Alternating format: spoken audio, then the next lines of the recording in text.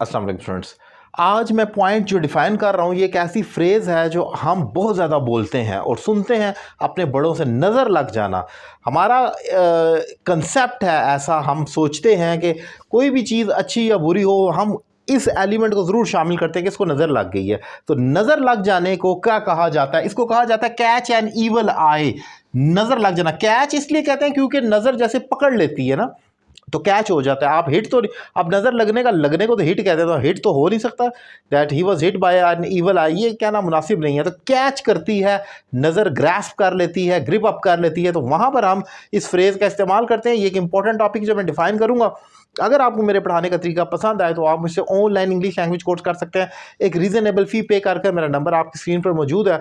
आप मुझे ज्वाइन करेंगे, 1-on-1 क्लास लेंगे और उसमें आपकी इंग्लिश में 100% इंप्रूवमेंट आएगी। टॉपिक है जी नज़र लग जाना। एग्जाम्पल से देखेंगे कि ये हर टेंस के अंदर इस्तेमाल हो सकता है। उसे नजर लग गई, पास्ट है, शी काट एन ईवल आई। अब पास्ट इंडेफिनिट था तो कैच की सेकंड फॉर्म काट होगी, यानी कि नजर लग गई उसको। अब मैं इसको फ्यूचर में ले जाऊं, बच्चे को नजर लग जाएगी, फ्यूचर सिंपल हो गया, तो द किड विल कैच। अब यहां पर विल कैच हो गया एन ईवल आई।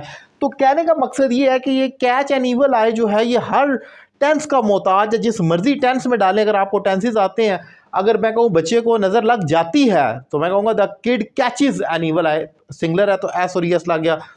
अब उसे नजर लगी, काट एन ईवल आई, लग जाएगी, विल कैच, लगती रहती है तो she catch keeps catching N evil आई। तो आप हर टेंस के अकॉर्डिंगली, हर स्ट्रक्चर के अकॉर्डिंगली इसको चेंज कर सकते हैं। आपको सिर्फ टेंसेस आने चाहिए, बाकी ये फ्रेजेस तो जस्ट वोकैबुलरी की तरह इसको याद कर ले और टेंसेस के अंदर पुट करते रहें।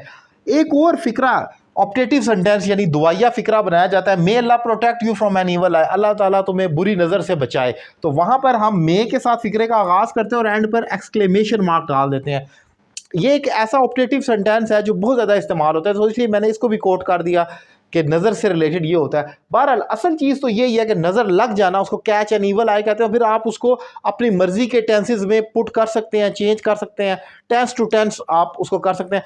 अक्सर बुक्स में ये लिखा जाता है कि आप फिक्रों को याद कर लें इंग्लिश की और उनको अप्लाई करें, इससे आपकी इंग्लिश बेहतर होती है। मैं ये नहीं मानता, मैं समझता हूँ आपको टेंसेस आने चाहिए और उसके बाद इन फ्रेजेस का मीनिंग आना चाहिए। आप अपनी मर्जी के हर प्रेजेंट, पास्ट, फ्यूचर और फिर दीगर मॉडल वर्ब्स के फिक्रों में इन फ्रेजेस को डालकर अपनी मर्जी के लाखों फिक्रे बना सकते हैं। सो स्ट्रक्चर सीखने की तरफ जाएं, इंस्टेड ऑफ क्रैमिंग के 20 या 30 रोजमर्रा के फिक्रे याद कर लें और उसको बोलते रहें। ये कोई तरीका नहीं है इंग्लिश सीखने का। सो ये एक इंपॉर्टेंट टॉपिक मैंने डिफाइन किया। उम्मीद करता हूँ लेक्चर आपको पसंद आएगा। अपनी राय का इजहार करें। Thank you very much.